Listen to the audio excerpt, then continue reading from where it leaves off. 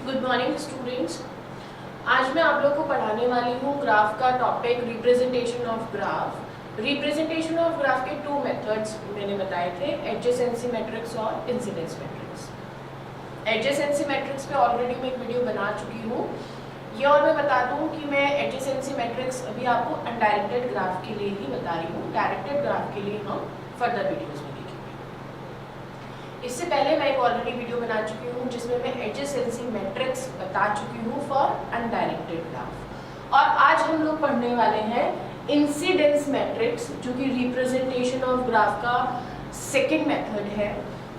किसके लिए देखेंगे? अनडायरेक्टेड ग्राफ के लिए ही देखेंगे। डायरेक्टेड ग्राफ क्या है, अनडायरेक्टेड ग्राफ क्या है, ऑलरेडी मैं एक वीडियोस में बेसिक टर्मिनोलॉजी वाला बना चुकी हूँ।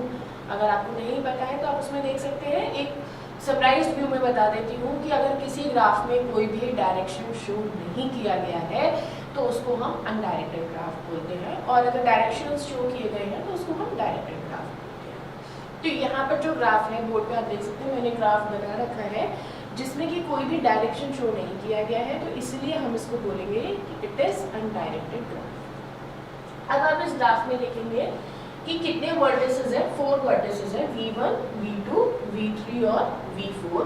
और इसी तरीके से एजेस देखेंगे, एजेस कितनी है, E1, E2, E3, E4, E5, 5 edges दिए गए हैं। इंसिडेंस मैट्रिक्स जो होती है वो वर्टेक्स टू एज फॉर्म की जाती है। जैसे कि प्रीवियस मेथड मैंने बताया एडजेसेंसी मैट्रिक्स, तो एडजेसेंसी मैट्रिक्स जो होता है वो आपका वर्टेक्स टू वर्टेक्स फॉर्म होता है। लेकिन अगर मैं इंसिडेंस मैट्रिक्स की बात करूंगी तो वो वर्टेक्स टू एज फॉर्म किया जाता है।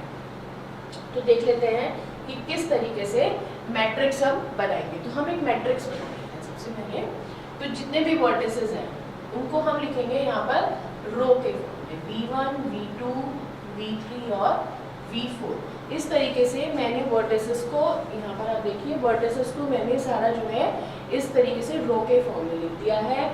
एजेस है E1, E2, E3, E4, E5, उनको हम कॉलम के लिए लिखेंगे, E1, E2, E3, E4, E5, इस तरीके से।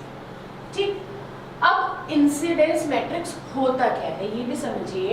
इंसिडेंस मैट्रिक्स एक वर्ड होता है इंसिडेंट। ठीक, तो पर्टिकुलर वर्टेक्स पे, लाइक V4 वर्टेक्स है, तो V4 वर्टेक्स पे कितनी एजेस इंसिडेंट हो रही है वो देखते हैं। तो V4 पे कितनी एजेस इंसिडेंट हो रही है, E3 भी है, E5 भी है और E4 भी है, 3 एजेस इंसिडेंट हो रहे हैं।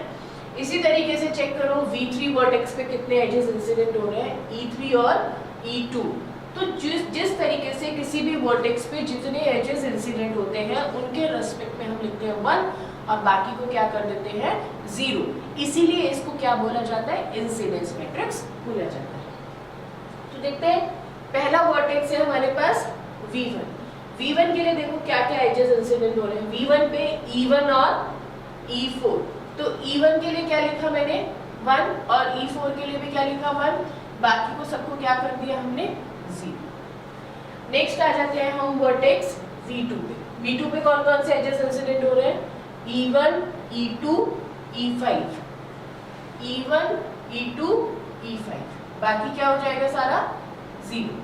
V3 पे आ जाओ, क्या क्या है, E3 और E2, E2 और E3, बाकी क्या हो जाएगा सारा 0। V4 पे आ जाओ, V4 पे E3, E4, E5,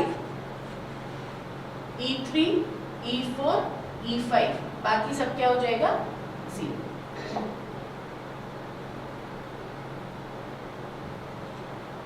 तो इस तरीके से हमें एक मैट्रिक्स ये मिल गया है जिसको हम क्या बोल रहे हैं, इंसिडेंस मैट्रिक्स बोल रहे हैं। और ये मैट्रिक्स हमने वर्टेक्स टू एज हमने फॉर्म करी है। चेक करना है कौन से वर्टेक्स पे कितने एजेस इंसिडेंट हो रहे हैं। जो भी एजेस इंसिडेंट होते हैं उनको 1 मार्क करेंगे, बाकी सबको 0 मार्क करेंगे। तो मिलते हैं फर्दर वीडियोस में हम रिप्रेजेंटेशन ऑफ ग्राफ टॉपिक में, लेकिन किसके लिए बनाएंगे हम, डायरेक्टेड ग्राफ के लिए बनाएंगे। तब तक के लिए थैंक यू सो मच।